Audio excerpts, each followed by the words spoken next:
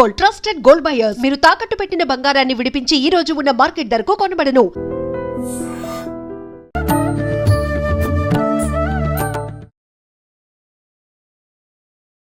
నమస్కారం, welcome to I dream. ధర్మ మార్గం విత్ విజిత కార్యక్రమానికి స్వాగతం.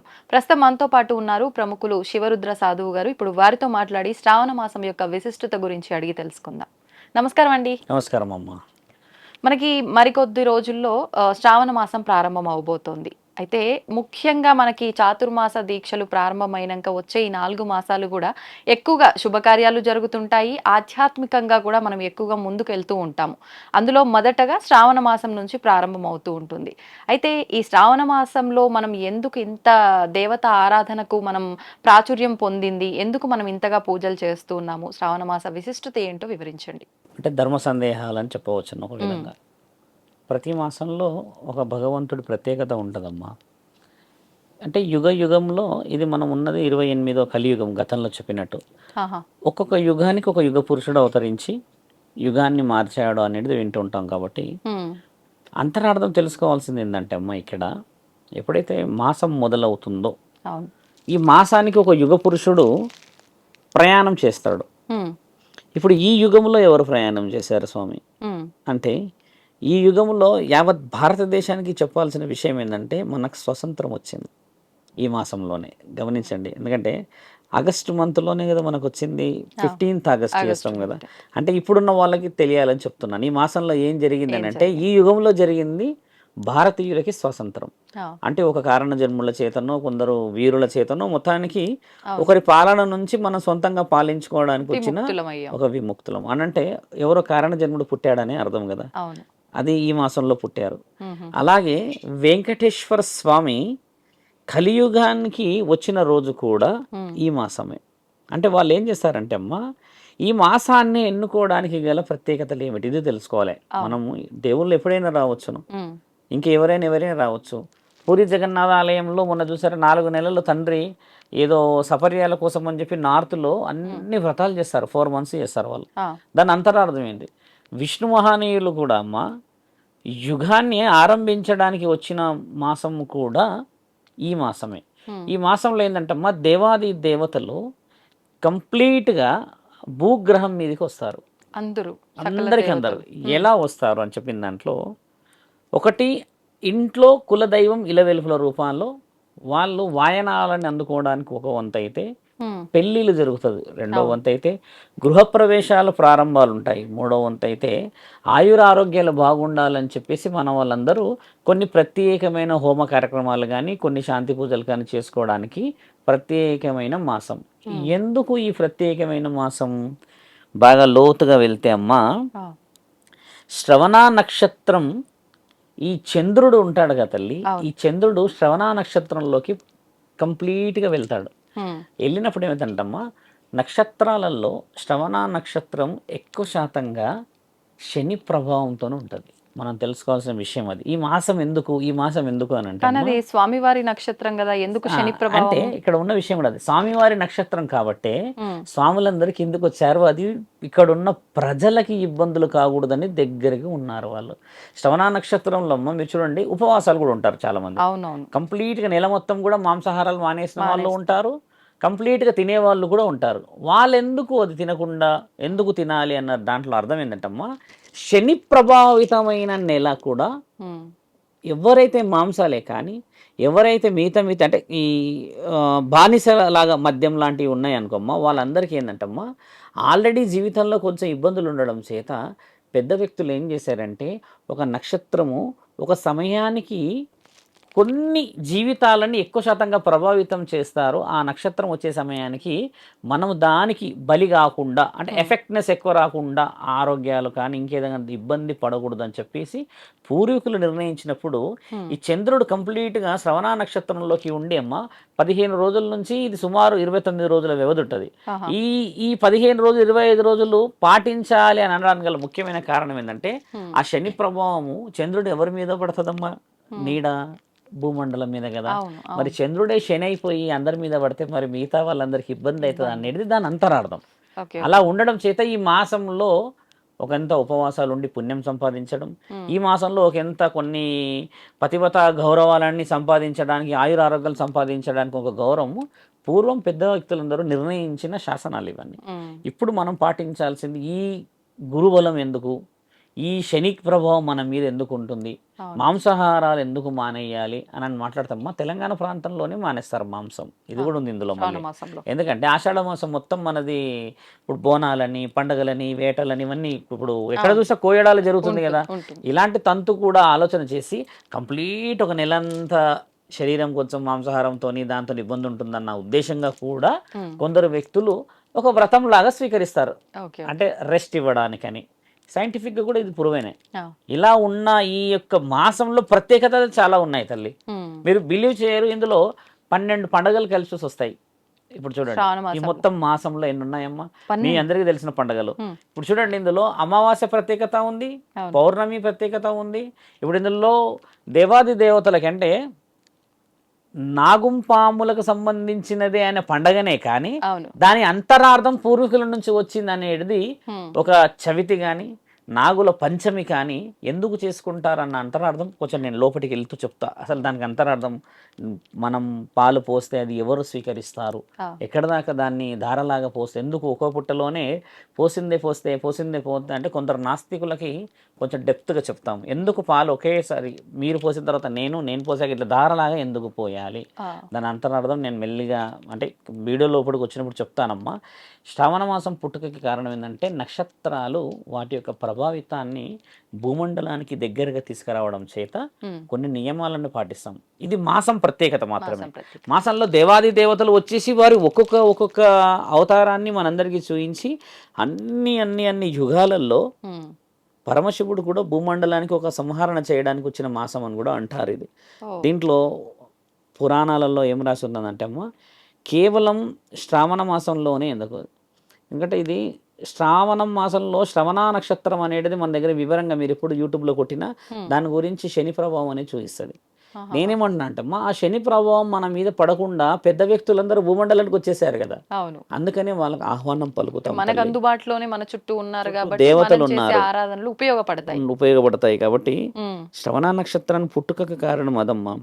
శని ప్రభావము చంద్రుడు మన వైపు చూయించకూడదని చెప్పేసి వాళ్ళిద్దరి నుంచి కొన్ని విముక్తులకి చేసే ప్రత్యామ్నాయ ఉపయోగాలు ఇవన్నీ. ఓకే, ఇప్పుడు మీరన్నట్టుగా ఈ మాసం మొత్తం కూడా ప్రతిరోజు ఒక పండగ రోజే, అంటే విశేషమైన రోజుగానే భావిస్తాం. ప్రతి వారం దగ్గర నుంచి తీసుకున్న, తిథి దగ్గర నుంచి తీసుకున్న, ముఖ్యంగా శ్రావణ మాసం అంటే గుర్తొచ్చాయి నోములు, వ్రతాలు, మంగళగౌరి వ్రతం అని చెప్పి, వరలక్ష్మి వ్రతము అని చెప్పి.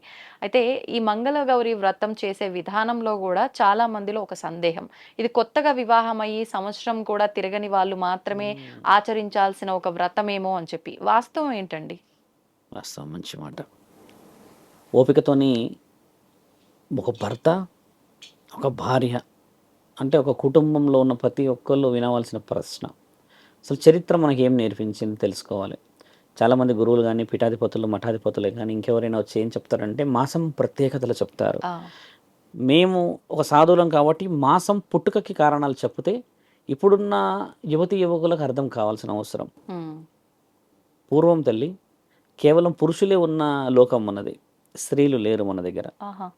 పురుషులే ఉండడం చేత బాగా గమనించాల్సిన విషయం, పురుషులు ఉండడం చేత అభివృద్ధి అంటే ఒక స్త్రీ పురుషుల కలయికతోను వచ్చే వంశాభివృద్ధే కానీ జనాభివృద్ధే కానీ ఎక్కడ కలగకపోవడం చూసి బ్రహ్మదేవుడు సంధ్య అనే ఒక ఉత్తమురాలు, చాలా అందగతిని, ముట్టుకుంటే కూడా కందిపోయే ఒక మహానీయురాలని సృష్టించి ఉంచుతాడు ఆయన.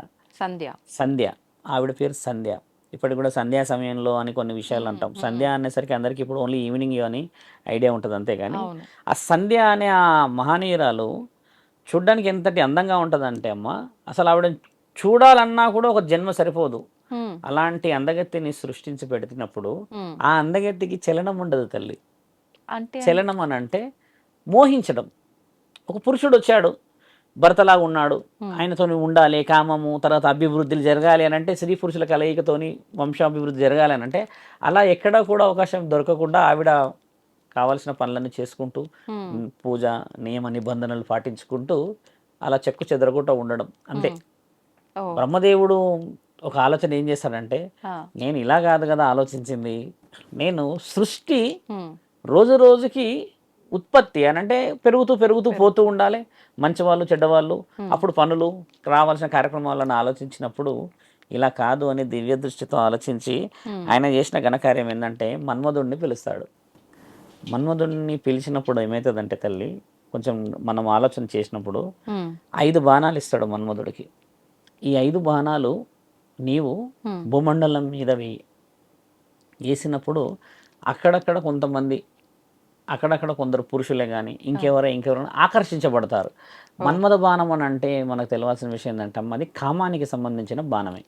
ఇప్పుడు చాలామంది అంటే మనం మాట్లాడాల్సిన అవసరం ఏంటంటమ్మా, ఒక స్త్రీ ఒక పురుషుడు సంసారంలో కలిసి ఉండను అని చెప్తుంటారు చూడమ్మా, నా మీద ఈయన గారికి మోహమే లేదు, అసలు నన్ను పట్టించుకోడు, నేను అలంకరించుకున్నా చూడడు, నన్ను ఎక్కడికి తీసుకెళ్ళడు, నాతో ఇలా అంటారు కదమ్మా. ఇలాంటి వాళ్ళకి మన్మథ పూజ అనేది కూడా శాస్త్రంలో రాయబడి ఉంది. కానీ అలాంటివి ఎవరైనా చెయ్యరు. చేయరు. కానీ అది మన్మథం అనగానే కామం అనేది కూర్చుంది. అవును. కామం అనేసరికి ఏంటంటే కామ పూజలు ఎవరు చేయరు. కానీ దాని అంతరార్థం ఎలా ఉండాలంటమ్మా, స్త్రీ పురుషుడు కాకుండా భార్యాభర్తలు ఏ విధముగా కలిసి ఉండాలన్న పూజలే ఈ మన్మధుడికి సంబంధించిన కొన్ని చలనాలకు సంబంధించిన పూజలు. అది పురోహితులు మీకు చెప్పాల్సిన అవసరం లేదు, కానీ అంతరార్థం పురోహితుడు ఆయన మైండ్లో పెట్టుకోవాల్సినవి అవన్నీ పెట్టుకొని వీళ్ళిద్దరికి కావాల్సిన మర్యాదలు చేసేటి కావాల్సిన పావులు కదిలించడం. అంతేగాని మీ ఇద్దరి మధ్యలో బాణాన్ని వేస్తున్నా అని చెప్పి కూర్చోరు కదా తల్లి పూజకి. అదేమవుతుంది, అది ఇప్పుడున్న దాంట్లో సమాజం ఒప్పుకోదు. అది దానికి కొన్ని సెన్సిటివ్ డిస్కషన్స్ ఉంటాయి. కాబట్టి మన్మధుడు వేసిన బాణాల వల్ల ఏమవుతుందంటే అమ్మా, మిగతా పురుషులందరికీ తర్వాత అక్కడున్న ఆ సంధ్య ఆ స్త్రీకి కూడా ఎక్కడ లేని మోహం మొదలవుతుంది. మన్మధుడు చేసిన ఒక వ్యవహారం ఏంటంటే, బ్రహ్మిచ్చిన ఈ బాణం పనిచేస్తుందో లేదో అని మొదట ఆయన బ్రహ్మలోకానికి వేస్తాడు, అక్కడనే వేసి పెడతాడు ఫస్ట్, అంటే స్వర్గలోకానికి వేస్తాడు. ఏంగా అక్కడ ఉన్న దేవాది దేవతలందరూ ఆ పురుషులు ఉంటారు కదమ్మా, మిగతా వాళ్ళందరికీ మోహం మొదలవుతుంది ఈ స్త్రీ పైన. ఈ సంధ్య అనే స్త్రీకి అందరూ ఆవిడనే చూస్తూ ఉంటారు మోహంగా, అందరూ చూస్తూ ఉంటారు. ఆ మోహంగా చూడడం ఆమె తట్టుకోలేక నన్ను అంత అపవిత్రంగా ఊహిస్తారు కదా, మోహం అనేది ఊహ, అలా చేయడం ఆవిడ తట్టుకోలేక ఏం చేసిందంటే అమ్మా, ఒక్కసారిగా నేను ఆహుతి అయిపోవాలి, నా ఈ శరీరం నాకు నచ్చట్లేదు, ఇంతమంది నన్ను చూసి నన్ను మోహించే ఆలోచన చేస్తున్నారు కాబట్టి నేను అపవిత్రం అయిపోతున్నా అని చెప్పేసి ఒకసారి ఏం చేస్తుందంటే అమ్మ, ధ్యానంలో కూర్చొని ఆవిడ డ్యూటీ ఏంటంటమ్మా, ఆవిడ కార్యసిద్ధం చేసేది ఆవిడ కూర్చున్న స్థలంలోనే ఒక మహాయోగినిలాగా కూర్చోవడం అంతే. ఆవిడ చూడగానే ఒక దేవతని తలపించేలా కూర్చోవడం. అయితే అలా కూర్చున్న ఆ స్త్రీని చూసినప్పుడు మనకు తెలుస్తుంది కదా, కొంతమంది వెనకాల నువ్వు నన్ను చూస్తున్నావు అది ఇదని, అది రావడం, చాలా మంది చూడడం, బ్రహ్మ కూడా ఆవిడని అలానే చూడడం ఆవిడకి నచ్చకపోవడం చేత మహాముక్కంటి తపస్సులో కూర్చొని ఈ నా దేహం కాలిపోవాలి, కాలిపోయిన తర్వాత ఈ స్త్రీకి సంబంధించిన విషయ వివరణలు ఉండకూడదని కఠోరమైన తపస్సులో కూర్చొని శివుడిని ఆరాధిస్తుంటది. ఆరాధిస్తున్నప్పుడు మరి అంతటి మహానీరాలు చూస్తేనే అపవిత్రం అయిపోయింది అని అనుకున్న స్త్రీలు లేరు ఈ రోజుల్లో. అలాంటి స్త్రీని కాపాడుకోవాలి మనము, అలాంటి స్త్రీ వల్ల వంశాలు అభివృద్ధి చెందితే బాగుంటుంది అని చెప్పేసి వాళ్ళందరూ ఒక ఉపాయం చేసి మహాముఖంటికి చెప్తే, ముఖంటి ఏమంటాడంటే, శివ ఉపదేశం ఆవిడ చెవులో చెప్పండి వెళ్ళి అని అంటారు. ఆవిడ కాలుదామని నిర్ణయం చేసుకుంటది. ఇప్పుడు ఆవిడకి ఎవరు చెప్పాలి, బ్రహ్మదేవుడు వచ్చి చెప్పలేడు, ఆవిడకి ఇంకేదైనా విషయం చెప్పాలా, మన్మధుడు వచ్చి చెప్పలేడు. కాబట్టి సప్త ఋషులలో 7వ వారైన మహానీయులు వశిష్ఠ మహానీయులని సంప్రదింపు నారదుడు వెళ్ళి ఇస్తాడు, ఫలానా ఫలానా విషయం జరిగింది, మీరు వెళ్ళి మహాముఖంటి యొక్క ఉపదేశాన్ని చెవులో చెప్పవలసిన అవసరం ఉంది మహర్షి వారు అంటే, ఈయన గారు అప్పటికి బ్రహ్మచర్యత్వంలో ఉండి మహా ఉన్నతమైన స్థితి. ఇప్పుడు గోత్రనామాలకి ఆయన ముఖ్యమైన పటిష్టమైన పర్సన్ అమ్మ. వశిష్ఠ మహానీయుడు వెళ్ళి ఆవిడ కాలడానికైనా సిద్ధం చేసుకొని మంట ఇట్లా పైకి వస్తూ ఉంటుంది, చెవులో వెళ్ళేసి శివుడి యొక్క మంత్రోపదేశం చెప్తాడు చెవులో. విన్నప్పుడు ఏంటంటే ఆమె సెన్స్ అంటే ఒక ఊహకైతే వింటది కదా, ఒకసారి ఇట్లా విని కళ్ళు తెరుస్తుంది. తెరిచినప్పుడు వశిష్ఠులు మునివర్యులు కనబడతారు ఆవిడకి. కనబడగానే ఈవిడ కళ్ళు తెరుచుడే ఆయనని ఊహించుకుంటుంది, ఈయన నా భర్త. అక్కడ దాకా ఒక చాలా డెప్త్గా పోయే టాపిక్ అది చూడగానే. కానీ ఆవిడ కాలిపోయే తరుణంకి వచ్చేసింది కదా, కాలిపోయిన శరీరాన్ని ఆపే హక్కు అయితే ఎవరికి లేదు. మళ్ళీ ఆవిడ ఒక వరంతోని కాలుతూ ఉంటుంది, శరీరాన్ని చూసినందుకు నేను అపవిత్రమైన, నన్ను నా భర్త తప్పితే ఎవరు చూడకూడదు, మళ్ళీ నేను నా భర్తని ఇష్టపడి చేసుకున్నవాడే నన్ను చూడాలి అన్న ఆ కోరిక బ్రహ్మదేవుల వారికి నచ్చుతుంది. ఎంత పవిత్రమైన ఆలోచన అది. అలాంటి వ్యక్తులు ఉండాలి అని చెప్పేస్తే అప్పుడు చూస్తూ చూస్తూ ఒక వరం తీసుకుంటుంది, నేను మళ్ళీ పుడతాను అని. అలా మళ్ళీ పుట్టడానికి వచ్చిన మహానీయురాలు అరుంధతి మాత. ఇప్పుడు అరుంధతి మాత రెండో స్టెప్లోకి వస్తుంది. అరుంధతి కంటే ముందు ఉన్న తల్లి సంధ్య. అరుంధతి మాత విషయ వివరణలు మనందరికీ తెలిసినవి. అరుంధతి మాత నక్షత్రం చూడండి, చూడకపోతే ఇలా, చూస్తే ఇలా అని చెప్పిన వాళ్ళందరూ ఈ రోజుల్లో మధ్యాహ్నమే చూస్తున్నాం. అరుంధతి మాత కనబడదు, కానీ అరుంధతి మాత సాయంత్రం వేళలో చూడాలి. అరుంధతి మాతని దగ్గర ఉండి పెళ్లి చేసుకున్న మహానీయులు వశిష్ఠ మహానీయులు. ఈయన గారు చేసేసుకున్న తర్వాత వాళ్ళు జీవితంలో కొన్ని విశేష వివరణలను అందించుకొని, ఆవిడ కూడా అమ్మ ఏ దేశ రాజైతే ఉంటాడో ఆ దేశ పశుపతి రాజుకి గారాల పట్టి 16 సంవత్సరాల తపస్సు చేసినాక పుడుతుంది. పుట్టిన ఆ వరం ఎంత బలంగా ఉంటుందంటే అమ్మ, ఆయన కోరే వరం కూడా చూడండి, నాకు పుత్రులు లేరు, నా రాజ్యం బాగుండాలి, నా రాజ్యంలో నుంచి నేను సుభిక్షమైన పాలన చేస్తా అని కోరుతాడు. ఇంత డెప్త్గా పోయినప్పుడు ఆయన గారు గాయత్రీదేవిని పూజిస్తారు.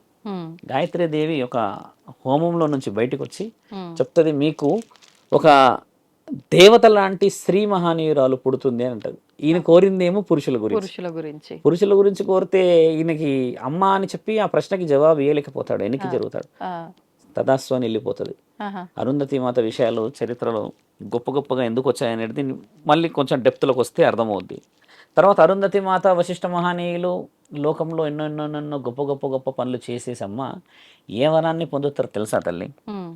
మరో జన్మకి 100 మంది పుత్రుల్ని సంపాదించాలన్న వరం పొందుతారు వాళ్ళు. మరో జన్మకి 100 మంది పుత్రులు కావాలి అన్న వరం పొందినప్పుడు 100 మంది పుత్రులని మరి ఒక స్త్రీ ఏ విధంగా సంపాదించగలుగుతుంది అని అన్న ఆ తరుణంలో అమ్మ ఆవిడ ఏం చేస్తుందంటే అమ్మ, ఇప్పుడు మనం తెలుసుకోవాల్సిన మీ ప్రశ్న, వ్రతాలు హోమాలు అన్న ముఖ్య స్త్రీ సతీ సావిత్రి. అరుంధతి మాత ఏం చేస్తుందంటే అమ్మ, మళ్ళీ సతీ సావిత్రి లాగా పుడుతుంది. పుట్టినప్పుడు ఆ దేవత ఏం వరం ఇచ్చింది, ఒక స్త్రీ మహానీయురాలు మీకు పుడుతుంది దేవత లాగానంటే, ఈ దేవత వాళ్ళ కడుపులో పుట్టి ఉంటుంది. పుట్టడం చేత ఆ దేవత ఏం చేస్తుందంటమ్మా, చూడడానికి ఎవరు పెళ్లి చేసుకోవడానికి ముందుకు రారు, దేవతని ఎలా పెళ్లి చేసుకోవాలి అని. ఎందుకంటే అందచందాలను చూసి ఆ చీర కట్టు చూసి ఎవరు ముందుకు రారు. ఆవిడ ఏంటంటే అమ్మా, మంచి గమనించాల్సిన ప్రశ్న, నేను మోహించిన వాడే నాకు భర్త, నాకు కనబడిన వాడే భర్త అని సంధ్యలాగా ఉన్న శరీరాలు ఇవన్నీ. అంటే ఆవిడ సంధ్య, అరుంధతి, సతీ సావిత్రి. ఈవిడ వశిష్ఠ మహాముని వర్యులని తప్పితే మిగతా ఎవరిని కూడా జీవితంలో ఊహించుకోలేదు. అంటే ఆత్మ ఒకటే, శరీరాలు మారింది, ఆవిడ తత్వాలు మారినాయి అన్న విషయం చాలా ముఖ్యమైనది ఇక్కడ. సతీ సావిత్రిలాగా వచ్చిన తర్వాత జరిగిన మహా సంఘటన ఏంటంటమ్మా, మీకు అందరికీ తెలిసిందే. అరుంధతి నక్షత్రం ఎందుకు చూడాలి, తర్వాత సతీ సావిత్రి వ్రతాలు ఎందుకు, ఇప్పుడున్న ఈ మాసంలో ప్రత్యేకతలు అని అంటే, ఆవిడకున్న వరము, అమ్మా నీకు మేము సంబంధం చూడలేం, నిన్ను ఎవరు మెచ్చట్లేరు, వస్తున్నారు నీ కాళ్ళు మొక్కుతున్నారు, లేదా నిన్ను చూసి దేవతాన్ని మొక్కేసి వెళ్ళిపోతున్నారు, కానీ ఇప్పుడు మేము ఎవరిని చేయాలి, ఎలా ముందుకెళ్ళాలి, నీవే నీ చెలికత్తలతో చెప్పమ్మా, వెళ్ళేసి దేశాటనో లేకపోతే పర్యటన చేసిరా అని అన్నప్పుడు ఒక దగ్గర ఒక అశ్వం, ఆ గుర్రం ఉండి ఆ గుర్రం పక్కనే చెట్లు కొట్టుకుంటూ ఆ రాళ్ళు మన ఈ అడవిలో కట్టెలు కొట్టుకుంటూ ఒక అతను పక్కనే తల్లిదండ్రులకి ఇద్దరికి కళ్ళు ఉండకుండా వాళ్ళ కోసమని ఈయన ఆ కట్టెలు కొట్టడం చూస్తుంది. ఈవిడ చూసిన ఆ వ్యక్తి చూసి ఒక్కసారిగా వాకాబు పెట్టిస్తుంది. వాకాబు అంటే ఎంక్వైరీ పెడతాంగా, ఎవరైనా ఏంది అని అంటే, ఆయన ఒకప్పుడు బాగా రాజ్యాన్ని చూసిన రాజు, ఆ రాజ్యం అంతా కూలిపోయి ఫలానా వ్యక్తులు నమ్మక ద్రోహం చేయడం చేత ఈయన గారు ఈరోజు దీనమైన స్థితిలో తినడానికి లేని పరిస్థితుల్లో ఉన్నారు అని చెప్పినప్పుడు నారద మహామునివులు వచ్చి ఈయన తండ్రికి చెప్తారు. సతీ సావిత్రి అమ్మ తండ్రికి పశుపతికి చెప్తారు. ఆయన ఏమంటాడంటే, అమ్మ అలాంటి వాడిని ఎలా పెళ్లి చేసుకుంటుంది, ఈవిడ రాజ్యాధికారి, రాజ్యంలో ఒక మంచి ఉన్నతమైన స్థితిలో అనుభవిస్తుందని అంటే, అలా ఉన్న పెళ్లి చేసుకోవచ్చు, కానీ ఆయన గారికి మరణగండం 365వ రోజు ఉంది, ఏ రోజైతే తాళి కడతారో ఆ రోజు నుంచి అని అంటారు. పెళ్ళైనారు కరెక్ట్గా 1 year. సంవత్సరం ముందే అనగానే ఆయన కళ్ళు తెరిచి అలా అమ్మాయిని అడుగుతాడు, బిడ్డని, ఏం సంగతి, ఎట్లా ఉంటుంది అంటే, నాకు నచ్చిన వాడిని చేసుకోమన్నావు కాబట్టి నేను ఆయనని చేసుకుంటాను, ఆయనే నాకు ఇవ్వాలి అని అంటే తండ్రి ఏమంటాడు, అలా చేయడం కష్టం కదా. అవును. తెలిసి రేపటి రోజు తెలిసి. పరిస్థితి నీదమ్మా, నువ్వు మంచి జీవితం ఉన్నది, కోల్పోతావని అన్నా కూడా వినదు. ఆ! వినకుండా అమ్మ, ఈవిడ మనస్సాక్షిలో 2 జీవితాలు గెలిచిన వ్యక్తి. ఈ మూడో వ్యక్తి సత్యవంతుడు సతీ సావిత్రి అమ్మని చూసినప్పుడు వీళ్ళిద్దరికీ ఒక పెళ్ళి తంతు అంతా చేసిన తర్వాత హ్మ్. కష్టాలు పరమశివుడు ఎక్కడ పెట్టాడు ఆ! గమనించాల్సిన విషయం ఏంటంటమ్మా, ఈవిడ కోరిన వరం ఏమిటి, అక్కడ మొదట సంధ్య అన్న ఒక అమ్మలాగా ఉన్నప్పుడు, హ్మ్. హ్మ్. మహాపతివతలాగా ఉన్నప్పుడు ఆవిడ కోరిన ఒకే ఒక మాట ఏంటంటే, నేను ఇష్టపడిన వాడు నాకు భర్త నాకు అవ్వాలి. రావాలి, నన్ను చూసి మోయించిన వాడు కావాలి, దానివల్ల హ్మ్. భవిష్యత్తు తరాలకి మేమిద్దరం ఆదర్శం కావాలి అన్న కోరికని పరమశివుడిని ఆ మంత్రం విన్నది కదమ్మా. అవును. విన్నప్పుడు ఉపదేశం. తండ్రి తదాస్తు అని అంటాడు అనమాట ఆవిడని. ఆ! ఆ తదాస్తు అన్నప్పుడు తండ్రి ఏమంటాడనంటే, నేను ఇష్టపడిన వాడు నాతో ఉండాలి అన్న వర్డ్ ఆమె మొదటి జన్మలోనే పొందుతుంది. హుహు. పొందినప్పుడు ఈయన గారు మూడో జన్మల ఎవరైతే వశిష్ఠ మహానీయుడు సత్యవంతుడిలాగా వస్తాడో తల్లి, అవును. ఈయన మొదటి జన్మలో ఉన్న భర్త కావడం చేత హ్మ్. ఈ అమ్మ మదిలో ఉంటుంది, నేను నా భర్తని కాపాడుకోవడానికి మార్గం పరమశివుడిచ్చాడు. ఈ విషయం అంతా సృష్టికి విధాతకి ఈ మహానీయురాలకు మాత్రమే తెలిసి ఉంటుంది తల్లి. మిగతా ఎవరికి విషయాలు తెలియక హ్మ్. పెళ్ళయిన తర్వాత వాళ్ళిద్దరూ చాలా చాలా చాలా పరమశివుడు ఎలాంటి కష్టాలు పెడతాడంటే అమ్మ, తినడానికి కూడా పరిస్థితులు ఉండవు. ఆ! వచ్చిన ఒక బట్టలు ఈయన ఇద్దరు కలిసి వచ్చిన దుస్తుల మీదనే ఉండి తీవ్రమైన పరిస్థితి అనుభవిస్తూ అనుభవిస్తూ ఇస్తూ కొన్ని రోజులకి ఒక దుస్తువు పాడైతే ఇద్దరు కలిసి ఒక దుస్తువునే, హ్మ్. ఈ శరీరం నుంచి ఆ శరీరం, ఆ శరీరం నుంచి ఈ శరీరం అంతే. ఇప్పుడు భర్త ఆ దుస్తులు వేసుకుంటే భార్య ఇంట్లోనే ఉండాలి, ఇంట్లో భార్య ఉంటే భర్త బయట ఉండాలి.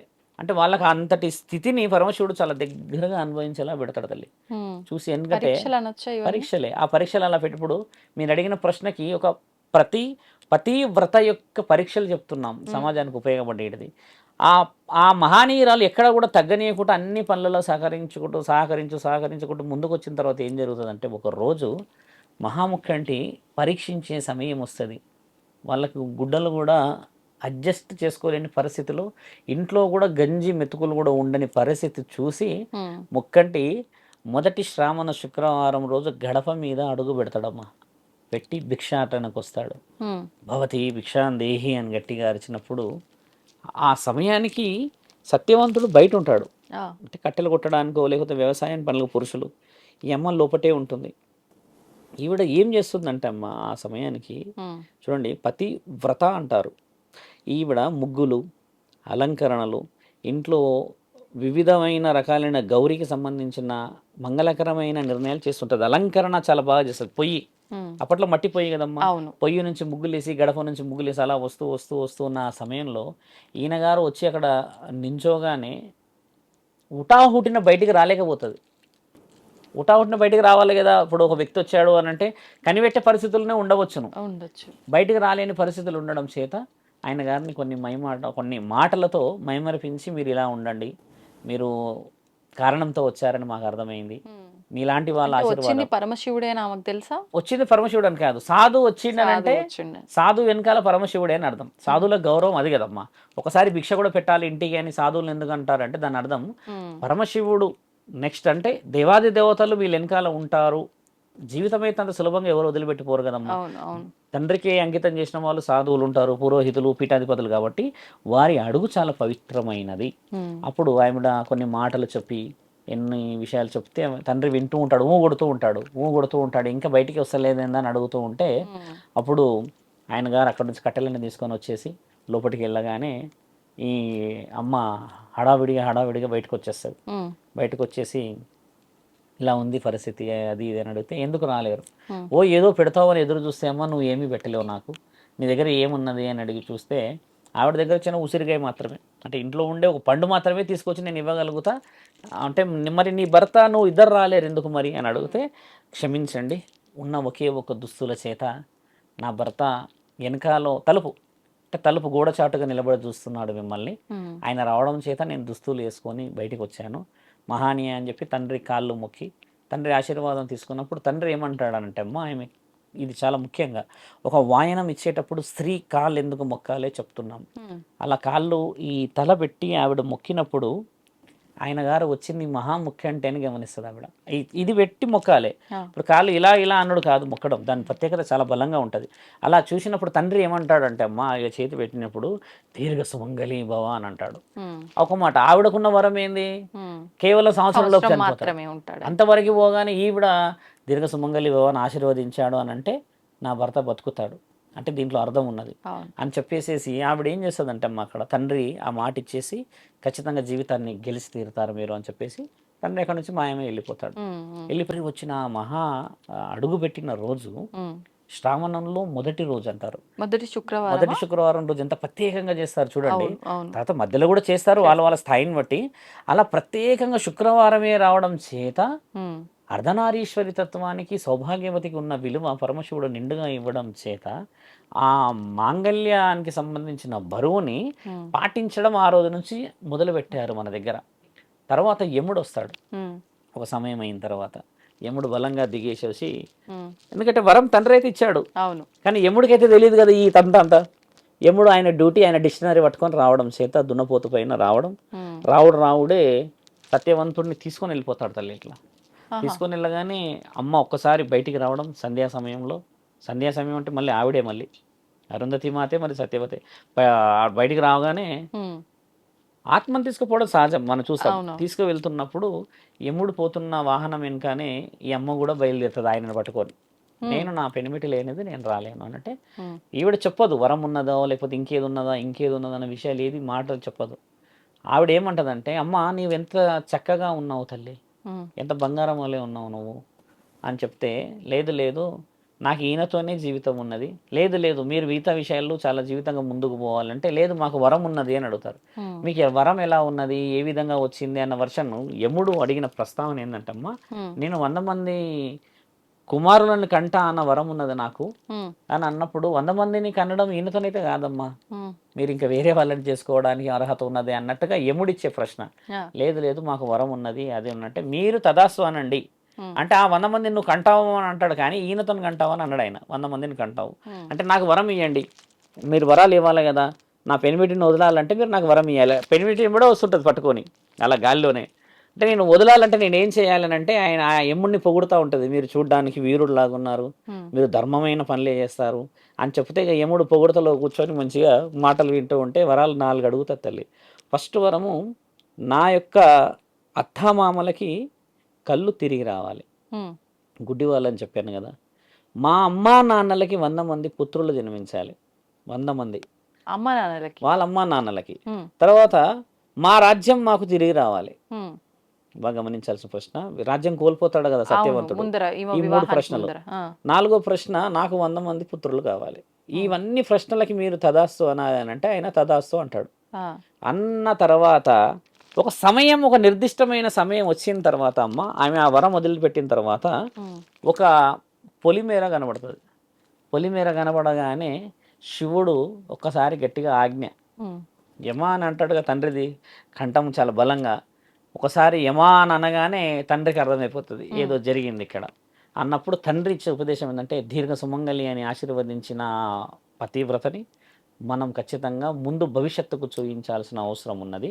కారణం చేత సంధ్యగా ఉన్నప్పుడు నేను ఇచ్చిన వరాల చేత ఆవిడే మోహించి ఆవిడే ఇష్టపడ్డ ఒక పురుషుడిని జన్మలకి ఎన్ని కష్టాలు సంవత్సరం లోపే చనిపోతాడని తెలిసినా కూడా దైవాధనానికి ఉన్న బలము చేత ఆవిడని నేను దీర్ఘంగా సుమంగళిలుగా ఉండాలని ఆశీర్వదించాము మేము అని అన్నప్పుడు తండ్రి ఆశీర్వాదం వచ్చేసిన తర్వాత ఇంకా ఒకసారి శరీరంలోకి మళ్ళీ వెళ్ళిపోతాడు ఈయన. అయినా అట్లా ఒక్కొక్క జన్మలో ఉన్న వరాలు ఇంకో జన్మలో వర్తిస్తాయా? అలా ఉండదు. బాగా గమనించాల్సిన ప్రశ్న అమ్మ. ఒక జన్మలో కోరుకున్న ప్రశ్నలు ధర్మమైనయా అధర్మమైనయా? ఆవిడేం కోరింది, నా శరీరాన్ని నా భర్త తప్పితే ఎవరు చూడకూడదని కోరింది కదా. అంటే పతివ్రత అనే అర్థం కదా. మీరు అన్నట్టుగా మరి కొంచెం వైల్డ్గా మాట్లాడితేమ్మా ఈ జన్మలో ఉన్న వాళ్ళు వేరే జన్మలో వద్దు అని మొత్తుకుంటున్న వాళ్ళు చాలామంది ఉన్నారు, సగం మంది ఉన్నారు. మొన్న ఒక స్త్రీ, ఆ అమ్మాయి ఎవరో తెలియదు కానీ ఏమంటుంది విన్నారా, పెళ్ళిళ్ళు వద్దు మీరు సెల్ఫ్గా ఎంజాయ్ చేయండి ఆడవాళ్ళు మగవాళ్ళతో, మగవాళ్ళు ఆడవాళ్ళతో అని అంటుంది ఒక స్త్రీ. చూసారా, అది వీడియో కూడా వచ్చింది. నాకు తెలిసి మీ ఐడ్రీమ్ వాళ్ళే పట్టుకున్నారు కెమెరా. ఎవరు అంటుంది, ఆ స్త్రీ అంటుంది ఒకరు. అంటే చూడండి, అంటే ఇక్కడ మరి మీరన్న ఈ వర్డ్ పనిచేస్తుందా? ఆత్మకి ఆయన ఇచ్చారు. ఎక్కడిచ్చాడు వరము శివుడు? ఇది మంచి ప్రశ్న అడిగావు తల్లి, నువ్వు తెలివిగా అడిగావు అనుకోవచ్చు. ఆవిడ కాలిపోతూ అడిగింది. సంధ్య అమ్మ కాలుతో అడిగిందంటే మాట ఇచ్చింది ఎవరికి? తండ్రి. శరీరంతో పాటు ఆత్మకే, కాబట్టి ఈ ఆత్మ పవిత్రమైనదే కదా. అందుకని చెప్పేసి ఆవిడ ఒక్కొక్క జన్మలా ఒక్కొక్క రుజువు చేసింది. ఈ ఎవరైతే సత్యవంతుడి గురించి చెప్పినామమ్మా, ఈ విషయం జరిగింది ఏ యుగంలో తెలుసమ్మా? మహాభారతంలో జరిగింది. మహాభారతం జరిగినప్పుడు శ్రీకృష్ణుడు కూడా ఉన్నారు కదా. ఆ సమయంలో ఇక్కడ ఒక స్త్రీకి అమర్యాద జరుగుతూ ఉన్నది. స్త్రీలని తక్కువ చేస్తూ ఉన్నారు. స్త్రీల యొక్క గౌరవాలను నిర్ణయించాలి అని చెప్పేసి ఆవిడ ఒక్కొక్క జన్మకి మళ్ళీ మళ్ళీ పుట్టి సమాజానికి మన దగ్గర పాటించడం, నేను ఓపెన్గా చెప్తున్నా, సతీ సావిత్రి వ్రతాలు మన దగ్గర ఎక్కువ శాతంగా చెయ్యరు. నార్త్లో పోయి చూడండి, ఒక్కొక్కరి ఇంట్లో భార్యడ పూజలు చేస్తారు కూర్చొని. శ్రావణ మాసంలోనే చాలా స్పెసిఫైడ్గా చేస్తారు నార్త్లో. ఎందుకు చేస్తారు అని అంటే, మన దగ్గర కొంచెం తగ్గింది పూజల విషయాలు, వివరణలు. ఇప్పుడు వాయనం అనేది ఎవరికి ఇవ్వాలమ్మా? తెలివిగా పోవాలి. సుమంగళి స్త్రీలకే కదా. మనసు పెట్టి మళ్ళీ అడగండి, వాయనం ఎవరికి ఇవ్వాలమ్మా? ఇప్పుడు సుమంగళి స్త్రీలు కదా. సుమంగళి అని ఆశీర్వదించి మళ్ళీ నేను సుమంగళిలా ఉండు అని చెప్పిన స్త్రీలకే ఇవ్వాలా? లేకపోతే ఊరికే నువ్వు ఇస్తే వాయనం వచ్చి నీతో కాళ్ళకి పసుపు పెట్టించేసుకొని బొట్టు పెట్టించేసేసుకొని కొంగు చాచుల్లో తీసుకుపోయే వాళ్ళకి ఇవ్వాలా? వాయనం ఎవరికి ఇవ్వాలి తెలుసా తల్లి? నిజముగా ఒక సౌభాగ్యవతి నిజముగా ఇంకొక సౌభాగ్యవతిని మనస్ఫూర్తిగా ఆశీర్వదిస్తుందన్న ఆ స్త్రీకే ఆ సౌభాగ్యానికి బలం. పరపతితో కాదు ఇదంతా. సంవత్సరంతో చనిపోతున్న మహానీయుని గెలిచిన దేవాది దేవతలు ఇప్పటికీ వారి కోసమే పాటిస్తున్న వ్రతాలు ఈ మాసంలోనే జరిగింది. కాబట్టి ఈ మాసంలో దేవాది దేవతలు ఇంటింట సంచరిస్తారు. కాబట్టి మీకు ఎంతరాధన నేను చెప్పాల్సిన అవసరం లేదమ్మా. కానీ చరిత్ర మనకు తెలియకపోతే ఈ వాయనానికి విలువ లేదు. మేము ఓపెన్గా చెప్తున్నాం తల్లి. నేను ప్రత్యక్షంగా అనుభవించిన ఒక భక్తురాలి చిన్న విషయమే. హైదరాబాద్ వాసులే. భర్తకి ఆరోగ్య పరిస్థితి బాగలేని సమక్షంలో ఆవిడ ఏం చేసిందంటే, ఏ స్త్రీ అయినా పెళ్ళయింది, పెళ్ళైన 3 నెలలకే గర్భవతి అయింది. ఈ బిడ్డ 8వ నెల ఉన్నప్పుడు అలా ఆయన కంప్లీట్ కొలాప్స్ అయిపోయిందమ్మా. కొలాప్స్ అని అంటే ఎలా అంటే, మనిషి మెల్లగా మెల్లగా మెల్లగా మెల్లగా మెల్లగా మెల్లగా ఆరోగ్య పరిస్థితి క్షీణించి మంచానికి కంప్లీట్ అర్హత. ఎంతమంది చెప్పారంట తెలుసా అమ్మ, ఆయన ఇంకొక 2-3 months 4 months 5 months 2-3 months 4 months ఇదే కంప్లీట్గా ఉంటే, ఈవిడ ఏం చేసిందంట, ఒకరోజు ఉంటారు ఊర్లో పెద్ద మనుషులు వాళ్ళు, ఇట్లా కాదమ్మా, దానికి ఏదో ఒక అంతరార్థం ఉంటుంది, ఎవరినో కలువు చేయి, ఇక్కడ పో అక్కడ అంటే, ఇక్కడ కాదు అక్కడ కాదు. ఆవిడ కాశీకి పోయిందంట. కాశీకి ఇట్లా కనుక్కొని పోయి కాశీలో ఒక గురువు చెప్పిరట, అమ్మ 11 మంది దగ్గర, అంటే 11 ఆడవాళ్ళ దగ్గర కాళ్ళకి పసుపు రాసుకొని, పట్టు వస్త్రాలు, నెత్తిలో పువ్వులు పెట్టుకొని, ఎవరైతే మాంగళ్యాన్ని అంటే ఈ వాయనాన్ని ఇస్తారో శ్రావణంలో 5 అంటే 5 వారాలు 5 వారాలు ఉంటాయి కదా, 5 వారాలు 11 కడపలకి నీ కొంగు చాచి భిక్షాటనకి వెళ్ళు అన్నాడు. అంటే ఇలా అంటే కొంగు చాచి భిక్షాటన అంటే చేస్తారా స్వామి, మరి వాళ్ళు పవిత్రంగా చేసుకుంటారు కదా పండగ అంటే, లేదు లేదు, ఈ యొక్క మహానీయమైన ఒక ఆలోచన మన పురాణాలలో రాసి ఉంది. ఒక స్త్రీ ఏమి చేయగలుగుతుందో.